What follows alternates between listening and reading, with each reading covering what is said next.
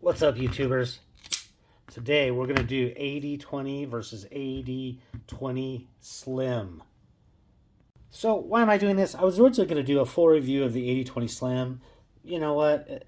Really not necessary. I think probably in the context of what's most useful for the world, it would be, should I go for the Slim or the full-size AD20? And that's why I'm doing this video.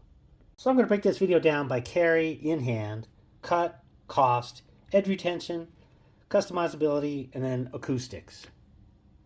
So before we get started, let me go ahead and just bring out the original configuration. Oop, no, flip-flopped.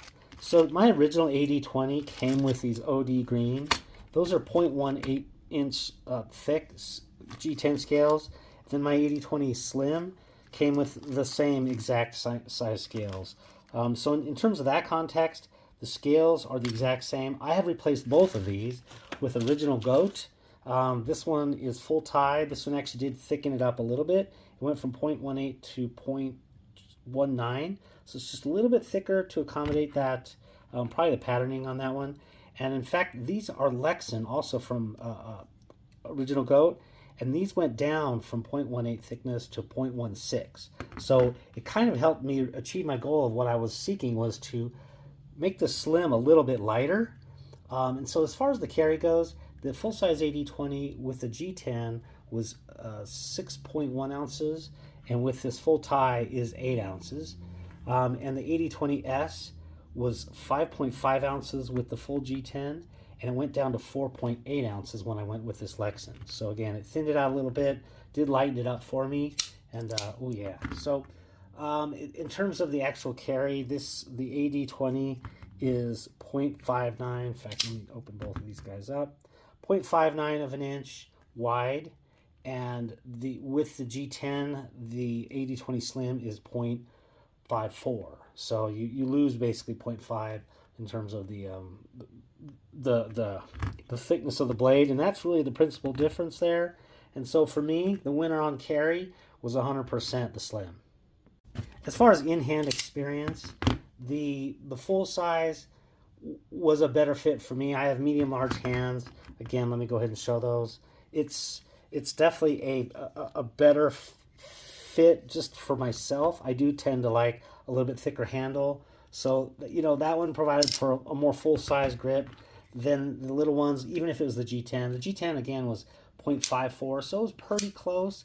But as far as a full size handle, I did prefer definitely the full size one.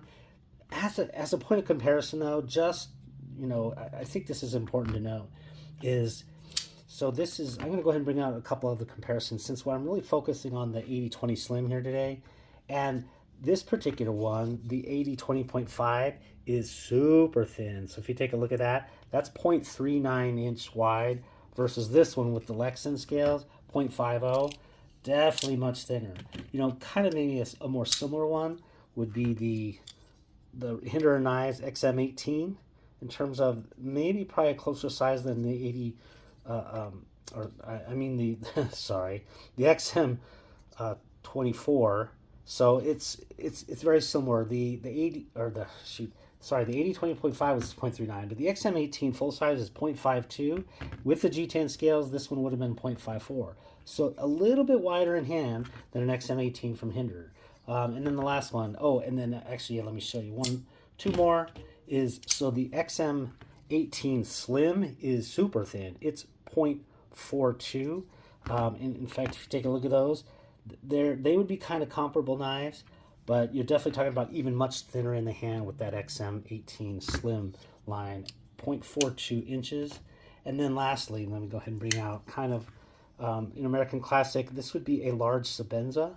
This is 0.55 in hand, and with the G10, this one would be 0.54.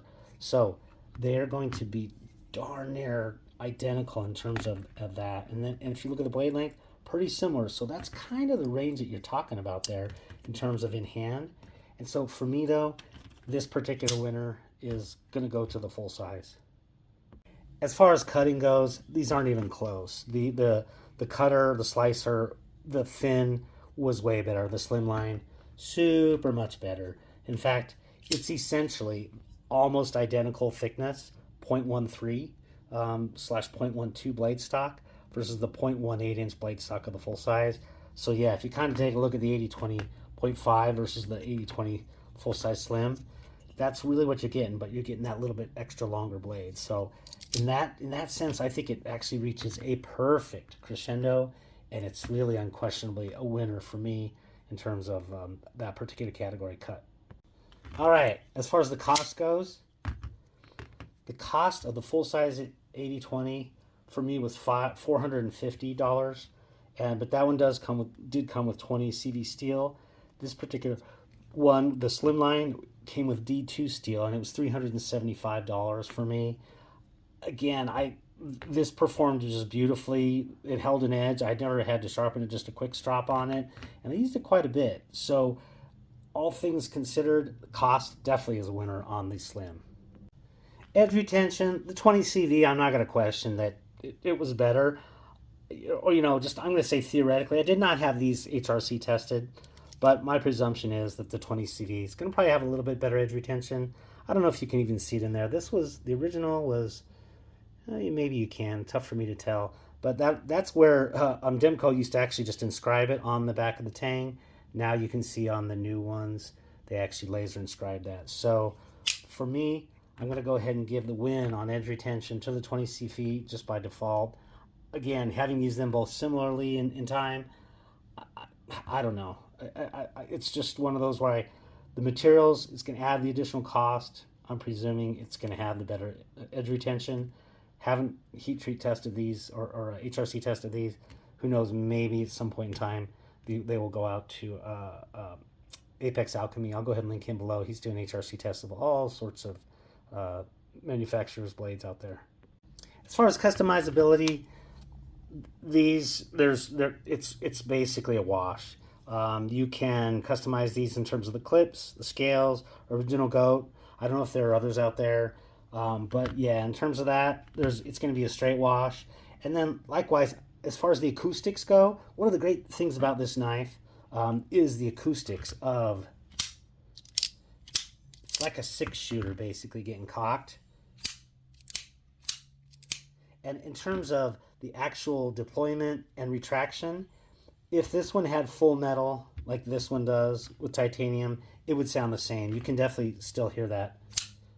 It's just fantastic. So acoustics don't change. Again, it's a wash. So in my book, overall, what's the winner? The winner is the slim. Like I said, I had no problems with it being D2 versus 20 CV steel. It sliced better on the whole.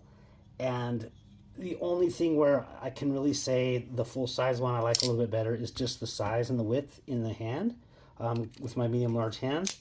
As far as an everyday carry though, I got to tell you, this one in full tie up here, the original 8 ounces, this one with the Lexan at 4.8 ounces, I would choose kind of every time in terms of a daily carry. So for me, the ultimate winner is going to be the AD20 Slim.